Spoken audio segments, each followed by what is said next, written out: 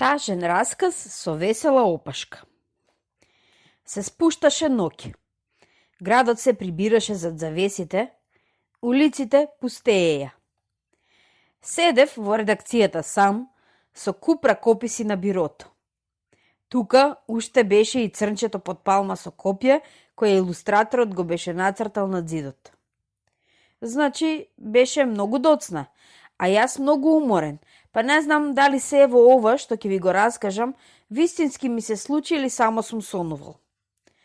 Да ми простите, ќе почнам со глувците, зашто тие први ме зедоа на нишан. Мавнете ми се од главата, инаку сите ќе ви испотепам.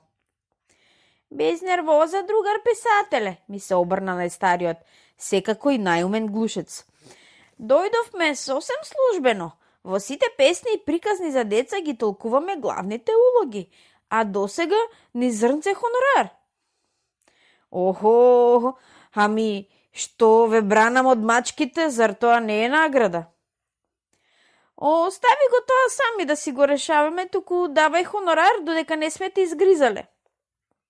Од фиоката на бирото се појавува страшна слонова сурла. Пријателите глувчиња имаат право и моите сметки со тебе не се расчистени. Во една приказна цел ден влечев трупци и пак ме остави гладен. Ама стој, исплашено зинав. Нема ни стој ни чекај. Мери за глувците 3 кила полномасно шарпланинско сирење, а за мене вагон и пол свилени бомбони и еден вагон увозни банани и еден камион бел леп. Инаку ќе те шмркна. Нема шега. Се потам. Одвај дишам. Ете ти луда главо, сакаше да бидеш писател. Плаке сега хонорар со тонови. Може ли, другар слон, се созедов малку, можете ли да пречекате до утре? До утре? Слушам двоен грмеч, почна да се цепи дури и таванот над мене. За шифонерот со книги се подаваат волки мечка. Никакво утре. Не слушаше дека цревата кренале револуција против гладот. Ама, знаете, утре може би ќе... Почна взбунето. Не ме интересира никакво можеби, ржна волкот. Вежно е да ми најдеш 3 јагниња цицалчиња. Од жилово магарешко месо ми отапеа забиве. А за мене 3 рамни врвчи липов мед, измрмори мечката медерка. Го обрав бостанот уште зелен, си помислив. Ако ја сочувам главата, ќе ми ја одерат кожата. Погледнав кон зидот, црнчето го снемало. Се исплашило и фатило магла.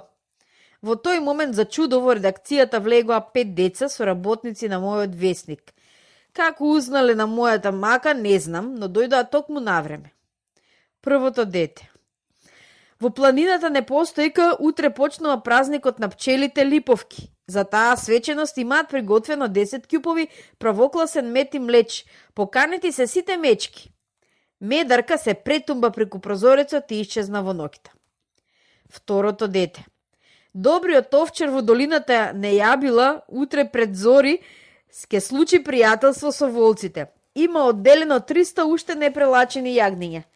На волкот ни опошот не успеав да му го видам. Третото дете. Зошто уште ја нема мачката? Се договоривме да се најдеме тука. Секако доаѓа веќе. Глувците како да ги крена ветрушка. Заборавија на шарпланинското сирење и бесшумно се вовлекоа во своите тајни скривалишта. Четвртото дете. Има уште нешто, а тоа е поважно од се друго. Слоновата сурла се уште се подаваше од фиоката. Погледот ми замрзнуваше за нејзиниот врв. Тоа е страшното, тука треба да се истурат вагоните. Петото дете. Чуварот на зоолошката градина го барат другарот слон.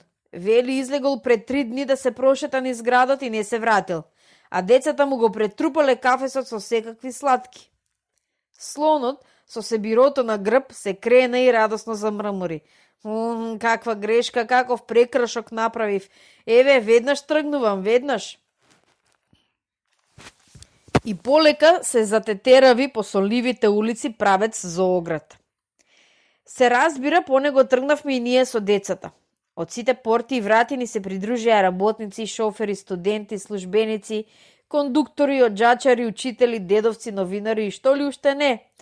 И се слеваа во свечената врвулица.